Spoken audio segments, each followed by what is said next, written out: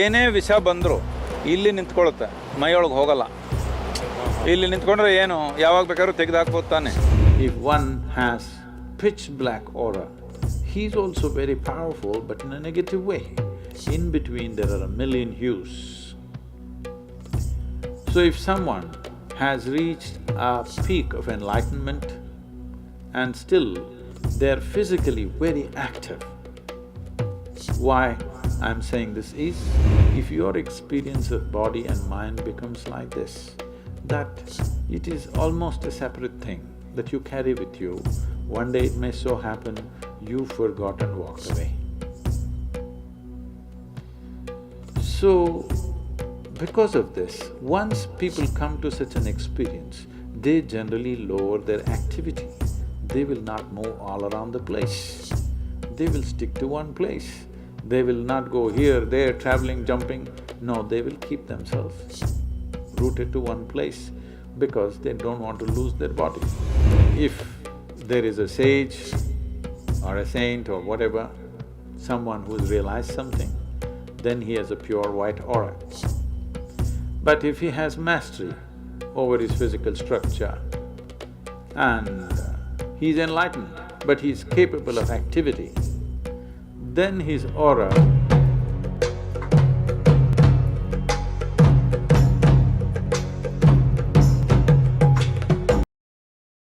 ನನಗೆ ಇನ್ನೊಂದು ಮಾತು ಕೇಳ್ಬೋದಾ? ನಾನು ನಿಮ್ಮ ಎಲ್ಲ ವಿಡಿಯೋಗಳನ್ನ ಚರ್ಚೆಗಳನ್ನ ನೋಡಿದ್ದೀನಿ. ನನಗೆ ತುಂಬ ಫ್ಯಾಸಿನೇಟ್ ಮಾಡುವಂಥ ವಿಷಯ ಶಿವ ಯಾಕೆಂದರೆ ಶಿವ ಏಲಿಯನ್ ಅಂತ ಹೇಳಿದ್ರೆ ಸೋಮೇಶ್ವರ ಇಲ್ಲೇ ಇದ್ದಾನ, ಶಿವನ ಸಮುದ್ರದಲ್ಲೇ ಶಿವನ ಸಮುದ್ರ ಶಿವನ ಜಾಗದಲ್ಲಿ ನಿಂತಿದ್ದೀವಿ. ನೀವು ಶಿವನ ಏಲಿಯನ್ ಅಂತ ಹೇಳ್ತೀರಲ್ಲ ಗುರುಗಳೇ, ನನಗೆ ಅದು ವೆರಿ ಕನ್ವಿನ್ಸಿಂಗ್, ನನಗೆ ಭಾಳ ಸತ್ಯ ಅಂತ ಅನ್ನಿಸ್ತದೆ. ಯಾಕಂದರೆ ಆಧ್ಯಾತ್ಮಿಕವಾಗಿ ಯೋಚನೆ ಮಾಡಿದಾಗ ಬೇರೆ ಎಲ್ಲ ರೀಸನಿಂಗ್ ಕೊಟ್ಟಾಗ ನಿಜ ಅನಿಸುತ್ತೆ. ಈ ವಿಷಕಂಠ ಅನ್ನೋದು ಹೇಗೆ ಸತ್ಯ? ಅದು ಇಫ್ ಈಸ್ ಎನ್ ಏಲಿಯನ್, ಅದ್ರ ಬಗ್ಗೆ ಯಾವ್ದಾದ್ರು ಒಂದು ಬೆಳಕು ಚೆಲ್ಲಕ್ಕಾಗುತ್ತಾ? ವಿಷಕಂಠ ಅಂದರೆ ಇಷ್ಟೇ. ವಿಷ ಅನ್ನೋದು ಬರೀ ನಾವು ಬಾಯಲ್ಲಿ ತಗೊಳ್ಳೋದು ಮಾತ್ರ ವಿಷ ಅಲ್ಲ. ನಿಮ್ಮ ಮನಸ್ಸಲ್ಲಿ ನಾನೊಂದೀಗ ಒಂದು ಕೆಟ್ಟ ಒಂದು ಯೋಚನೆ, ಒಂದು ಭಾವನೆ ನಿಮ್ಮೊಳಗೆ ನಾನು ಉಂಟು ಮಾಡಿದ್ರೆ ಅದೇ ಒಂದು ವಿಷ ನಿಮ್ಮ ಜೀವನನೇ ಹಾಳು ಮಾಡಿಬಿಡುತ್ತೆ. ಅದು ಮಾಡ್ತಾ ಇಲ್ವಾ? ಒಂದು ಕೆಟ್ಟ ಅಭ್ಯಾಸ, ಕೆಟ್ಟ ಒಂದು ಯೋಚನೆ, ಕೆಟ್ಟ ಒಂದು ಭಾವನೆ, ಇಷ್ಟೇ ಸಾಕು. ಏನು ವಿಷ ಕುಡಿಬೇಕಾಗಿಲ್ಲ, ಅದರಲ್ಲೇ ಹೋಗ್ಬಿಡ್ತೀವಿ ನಾವು. ಇದರಿಂದ ವಿಷಕಂಠ ಅಂದರೆ ಏನಂದರೆ ಇದಕ್ಕೆ ವಿಶುದ್ಧಿ ಅಂತ ಹೇಳ್ತೇವೆ. ಈ ಚಕ್ರಕ್ಕೆ, ಈ 7 ಚಕ್ರದಲ್ಲಿ ಇದಕ್ಕೆ ವಿಶುದ್ಧಿ ಅಂತ ಹೇಳ್ತೇವೆ. ಇದು ಒಂದು ಫಿಲ್ಟರ್ ಥರ. ಇದರಲ್ಲಿ ನಾವು ಶಕ್ತಿಯಾಗಿ ಸಾಧನೆ ಮಾಡಿದರೆ ಏನೇ ವಿಷ ಬಂದರೂ ಇಲ್ಲಿ ನಿಂತ್ಕೊಳ್ಳುತ್ತೆ, ಮೈಯೊಳಗೆ ಹೋಗಲ್ಲ. ಇಲ್ಲಿ ನಿಂತ್ಕೊಂಡ್ರೆ ಏನು ಯಾವಾಗ ಬೇಕಾದ್ರೂ ತೆಗೆದು ಹಾಕ್ಬೋದು ತಾನೆ. ಆ ಒಂದು ಯೋಗದಲ್ಲಿ ಆ ಒಂದು ವಿಷಯ ಇದೆ. ಈ ವಿಶುದ್ಧಿ ಚಕ್ರ ಇದು ಮಾಡಿದ್ರೆ ಯಾವುದು ನಮ್ಮ ಮುಟ್ಟೋದಿಲ್ಲ. ಯಾರು ಏನೇ ಹೇಳ್ಬೋದು, ಯಾರು ಏನೇ ಮಾಡ್ಬೋದು, ಏನೇನೋ ಹೇಳ್ತಾರೆ. ಯಾವ ಒಂದು ಏನು ಹೇಳ್ತೀರಾ, ಅಕ್ಯುಸೇಷನ್ಸ್ ಅಂದರೆ ಏನು ಹೇಳ್ತೀರಾ? ಏನೊಂದು ದೂಷಣೆಗಳು. ದೂಷಣೆಗೆ ಕೊನೆನೇ ಇಲ್ಲ. ಈಗ ಕಾವೇರಿ ಕೂಗು ಅಂದರೆ ದೂಷಣೆ ಮಾಡೋರು ಆಗಲೇ ಶುರು ಮಾಡಿದ್ದಾರೆ. ಅದೆಲ್ಲ ಇಲ್ಲೇ ನಿಲ್ಲಿಸ್ಕೋಬೇಕು. ಈಗ ನೀವು ವಿಷಕಂಠ ಇಲ್ಲಿ ಬಿಟ್ರೆ ಅಂದರೆ ನಿಮ್ಮ ಜೀವ ತಿನ್ಬಿಡುತ್ತೆ, ಆಲೋಚನೆ ವಿಷಯ ಆಗುತ್ತೆ ಅಷ್ಟೇ. ಅವರೊಂದು ಮಾತು ಹೇಳಿದ್ರೆ ನೀವು ಅದು 100 ಮಾಡ್ಕೋಬೋದು. ಆ ಥರ ಇಲ್ಲ. ಶಿವ ಅಂದರೆ ಇಲ್ಲೇ ನಿಲ್ಲಿಸ್ಕೋತಾನೆ. ಏನೇ ಹೇಳಲಿ, ಯಾರು ಬೇಕಾದ್ರು ಏನೇ ಮಾಡಲಿ, ಏನೇ ಬೀಸಲಿ, ಏನೇ ಊಟ ಕೊಡಲಿ, ಯಾವುದು ತಿಂದರೂ ಇಲ್ಲೇ ನಿಲ್ಲಿಸ್ಕೋತಾನೆ. ವಿಷ ಒಳಗಡೆ ಬಿಡಲಿಲ್ಲ ಅಂದರೆ ಯಾವುದು ಹೋಗಬೇಕು, ಒಳ್ಳೆತನ ಅಷ್ಟೇ, ಇಷ್ಟು ಮಾತ್ರ ಹೋದರೆ ಸಾಕು. ಫಿಲ್ಟರ್ ಬೇಕು ನಿಮಗೆ. ವಿಶುದ್ಧಿ ಅಂದರೆ ಫಿಲ್ಟರ್. ಯಾಕೆಂದರೆ ಪ್ರಪಂಚ ನಮಗೆ ಏನು ಕೊಡುತ್ತೆ ಅನ್ನೋದು ನಮ್ಮ ಚಾಯ್ಸ್ ಅಲ್ಲ. ಏನು ಬೇಕಾದ್ರೂ ಬೀಸಾಕ್ತಾರೆ ಅವ್ರು ನಮ್ಮ ಮೇಲೆ. ಅದನ್ನು ತಗೊಂಡು ನೀವು ಏನು ಮಾಡ್ಕೋತೀರಾ ಅನ್ನೋದು ನಿಮ್ಮ ಕೈಯಲ್ಲಿ. ಯಾರೋ ಒಬ್ರು ಕಲ್ಲು ಬೀಸಿದ್ರು, ನಾವು ಕಲ್ಲು ಹಿಡ್ಕೊಂಡು ಏನೋ ಒಂದು ಕಟ್ಕೋಬೋದು. ನೋಡಿ, ಮನೆ ಕಟ್ಕೋಬೋದು ಕಲ್ಲಲ್ಲಿ. ಇಲ್ಲೇ ಕಲ್ಲು ಬೀಸಿದ್ರು ಒಂದು ಜೀವ ಬಿಡ್ಬೋದು. ಪ್ರಪಂಚ ನಮಗೆ ಏನು ಕೊಡುತ್ತೆ ಅನ್ನೋದು ನಮ್ಮ ಕೈಯಲ್ಲಿಲ್ಲ. ಆದರೆ ನಮಗೆ ಕೊಟ್ಟಿದ್ದನ್ನು ನಾವು ಏನು ಮಾಡ್ಕೋತೀವಿ ಅನ್ನೋದು ನಮ್ಮ ಕೈಯಲ್ಲಿದೆ 100%. ಅದರಿಂದ ವಿಷಕಂಠ. ಯಾಕಂದ್ರೆ ವಿಷಕಂಠ ಅಂದಾಗ ನಮಗೆ ಅದೇ ಸುರರು ಬಂದರು, ಸಮುದ್ರ, ಅದೆಲ್ಲ ವಿಚಾರ ಬರ್ತಾ ಇತ್ತು. ಇಲ್ಲ, ಏನು ಹೇಳ್ತಾ ಇರೋದು ಅದು ಇಟ್ ಈಸ್ ಓನ್ಲಿ ಪಿಕ್ಚರೈಸೇಷನ್. ನೀವು ಸಿನಿಮಾ ಮಾಡ್ತೀರಾ, ಯಾರೋ ಅವ್ರ ಮನಸ್ಸಲ್ಲಿ ನಡೆಯೋ ಭಾವನೆ ಎಲ್ಲ ಏನೇನೋ ಮಾಡ್ತೀರಾ. ಅದೆಲ್ಲ ನಿಜಾನಾ? ಇಲ್ಲ. ಮನಸ್ಸಲ್ಲಿ ನಡೆಯೋ ಭಾವನೆನ ನೀವು ಪಿಕ್ಚರಲ್ಲಿ ತೋರಿಸ್ಬೇಕು ಅಂದರೆ ಏನೋ ಮಾಡ್ತೀರಾ. ಅದೇ ಥರ ನಮ್ಮ ಒಳಗಡೆ ನಡೆಯೋ ವಿಷಯ ಹೊರಗಡೆ ತೋರಿಸ್ಬೇಕು ಅಂದರೆ ಅದಕ್ಕೊಂದು ಕತೆ. ಇವಾಗ ಪ್ರಪಂಚದಲ್ಲಿರೋ ವಿಷ ಎಲ್ಲ ತೆಗೆದ್ರು ಯಾರನ್ನು ಮುಟ್ಲಿಕ್ಕೆ ಆಸೆ ಇಲ್ಲ. ವಿಷ ಯಾರಿಗೆ ಮುಟ್ಟೋಕೆ ಆಸೆ? ಇವನೇನು ಮಾಡ್ತಾನೆ, ಕುಡ್ಕೋತಾನೆ. ಏನಾದ್ರು ಯಾಕಂದರೆ ಇವನಿಗೆ ಫಿಲ್ಟರ್ ಇದೆ, ಇಲ್ಲೇ ನಿಲ್ಸ್ಕೋತಾನೆ ಅಷ್ಟೇ. If one can bring an absolute sense of stillness at the core and vibrantly dynamic on the periphery, the natural hue that will envelop a human being is the color blue. It is because of this that in this culture, in Bharat, always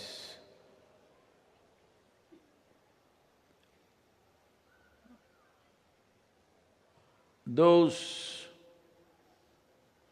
sages and saints who were still but not dynamically active in the world, they were always shown with a white halo or a white hue around them. But those who were still but active in the world were always shown as a blue-colored or blue-bodied people. Nobody had a blue skin. As people have started believing Rama, Krishna had blue skin. No, they were not painted blue. It is just that their aura was blue, so when people saw them, those who were conscious, those who were sensitive to that, they said, "Oh, he's a blue god," because they saw the aura as blue. Today, we call this planet as blue planet.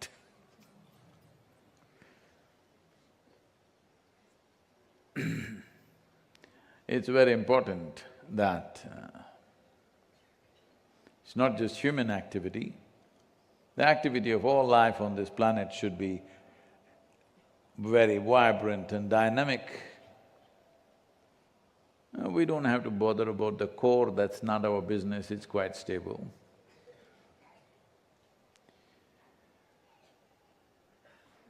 It's important today in the world that human beings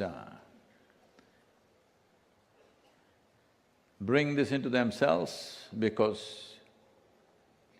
to simply sit still somewhere, you need a mountain cave. They've all been taken, believe me. No accommodations, just like Isha Yoga Center. All caves taken, no accommodation anywhere, to simply sit still. So, still in your core but dynamic on the outer periphery is very important, because anything that is of great value, if it does not permeate, if you have something of value, if it does not permeate in the world around you, that's kind of wasted.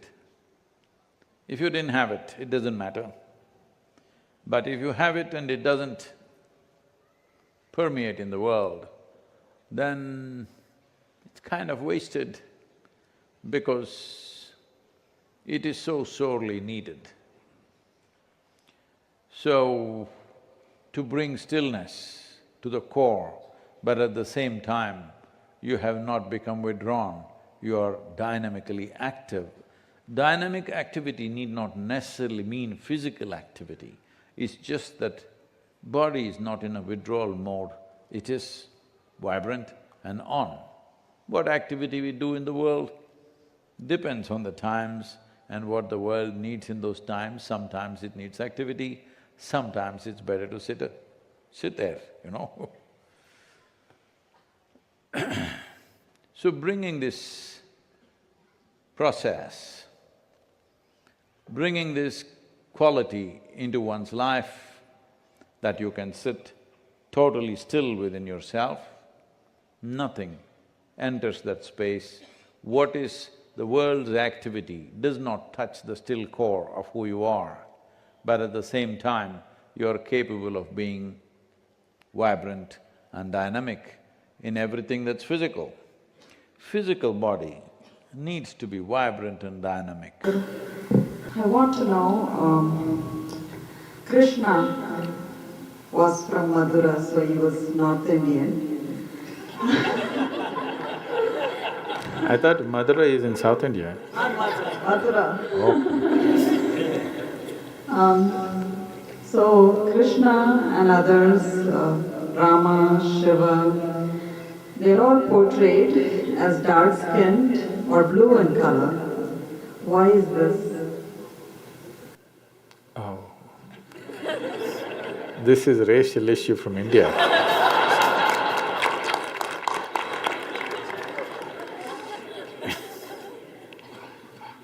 So why not just Krishna, Rama, Shiva, all the super icons of India are all dark-hued or actually blue-skinned, blue in color. This is because this will need some explanation.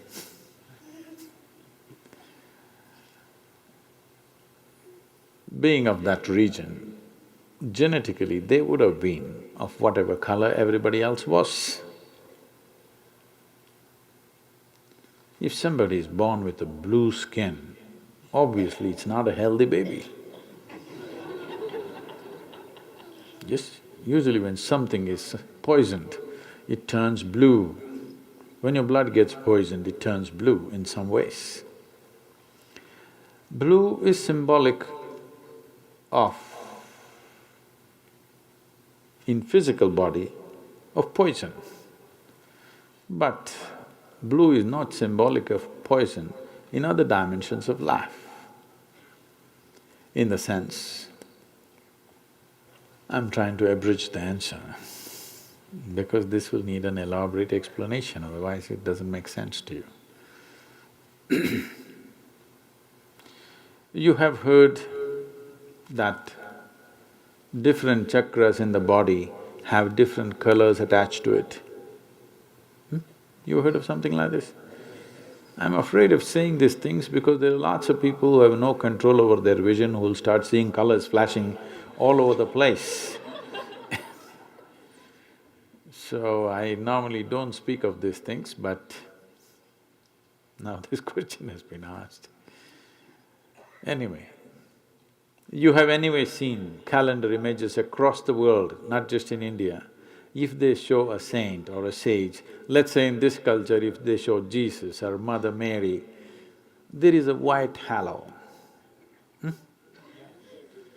You've seen in India any sage or saint means there is a white halo.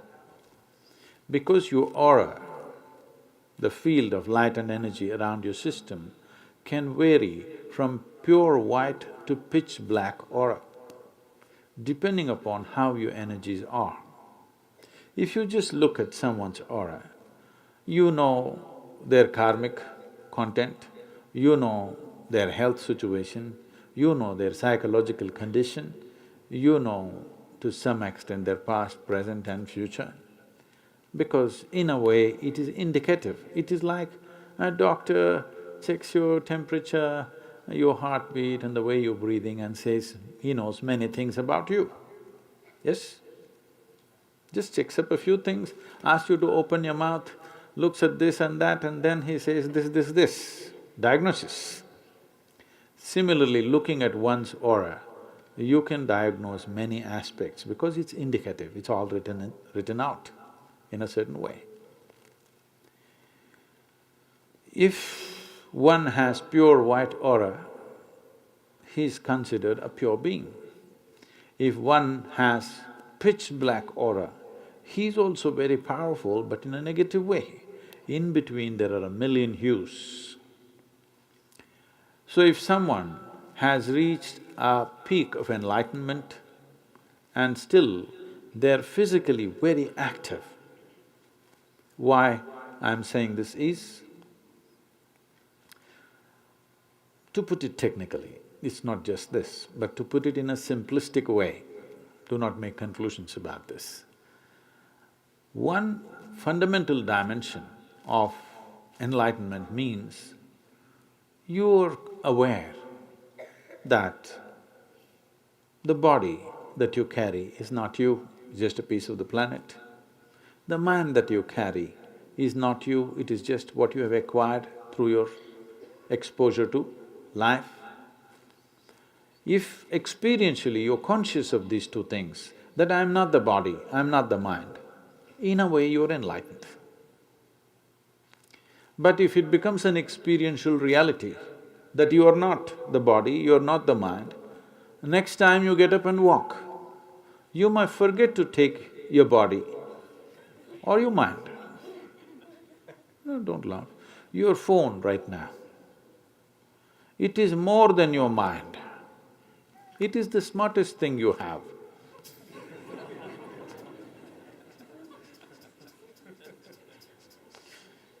Isn't it true with many people, the smartest thing about them is their phone? Sometimes, though you carry it like it's your soul,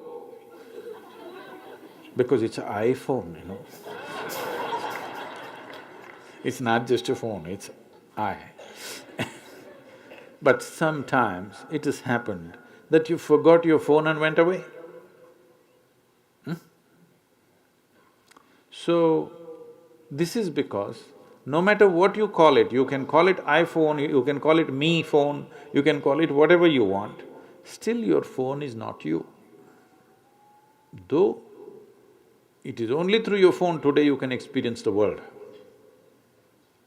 Yes? Even within the home, if you want to communicate to anybody, it is through the phone. So if you lose your phone, you lose your family, you lose your work, you lose your intelligence, you lose everything. In spite of that, there are moments when you forgot where the phone is. So just like that, if your experience of body and mind becomes like this, that it is almost a separate thing that you carry with you, one day it may so happen you forgot and walked away. So, because of this, once people come to such an experience, they generally lower their activity. They will not move all around the place. They will stick to one place. They will not go here, there, traveling, jumping. No, they will keep themselves rooted to one place because they don't want to lose their body. To hold on to your body, after knowing that it's not you, not just intellectually knowing, experientially it's not you. Every time you get up, as you gather your clothes, you will have to gather your body and get up. When that is your condition, being in a lot of activity could become a little, dicey for you. You could somewhere lose it accidentally. Carrying your mind like this, you could lose it somewhere. So, normally, beings who reach a certain level of liberation within themselves, they will become less and less active. This is why you see yogis sitting like this for years on end, because they don't want to move anymore. Right now, it's loose inside the body. They don't want to move, they're enjoying that, they don't want to go anywhere. There's no need to go anywhere because the world comes to you, there's no need to go anywhere.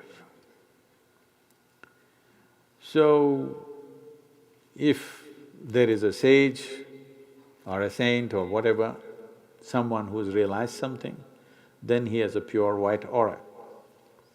But if he has mastery over his physical structure and he's enlightened, but he's capable of activity, then his aura will turn into electric blue.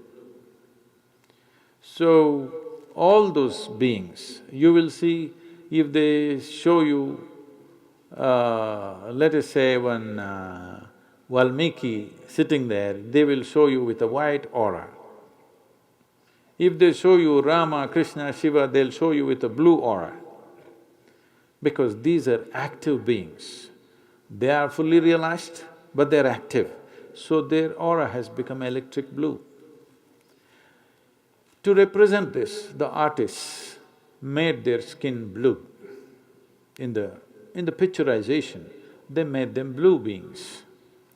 The moment they are blue, culturally it was understood that this is a realized being but knows all the tricks of the body, so he is able to be active. He's understood the mechanics of the physical form and he is able to hold it well, so he is capable of acting.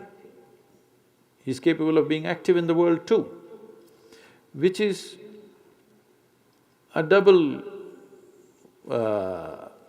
credit in the sense, you are in a blissful state, but you cannot act. If you act, you may lose it. Now you're blissed out, but still you can go about doing anything, no problem. Where Gautama, the Buddha, goes to the extent of saying, I don't want to go to heaven, I want to go to hell. Because you say everybody's suffering in hell, so let me go there and do something. What will I do in heaven? He is saying this because he is fully in control of his situation. Wherever you send me, I will be anyway blissed out. So let me go to hell and do something. You should do that. Otherwise you'll miss all your friends.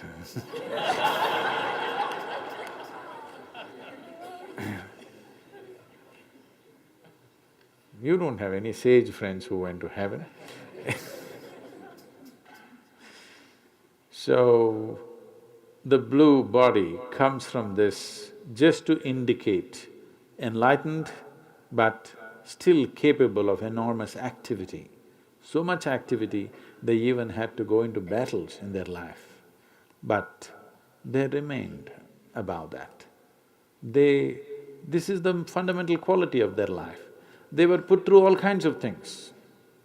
Every kind of struggle that a man can have in his life happened in these people's lives, extreme situations. In spite of that, they never lost their blissfulness, they never lost their balance, they stayed above it because they are above it. And that is the main reason why they have become worshipful or worthy of worship, not because of the things they did. They didn't do much, or they did a lot, but lot of havoc. Their missions in life remain unfulfilled, but still they are worthy of worship because they stayed above the struggle. They were in the struggle, participating, involved in the struggles of life, but still above it in terms of experience. So they were blue-bodied. It's not a racial issue, it's not a genetic issue, it is not some other issue. It is artists trying to depict them as electric blue aura. The skin became blue.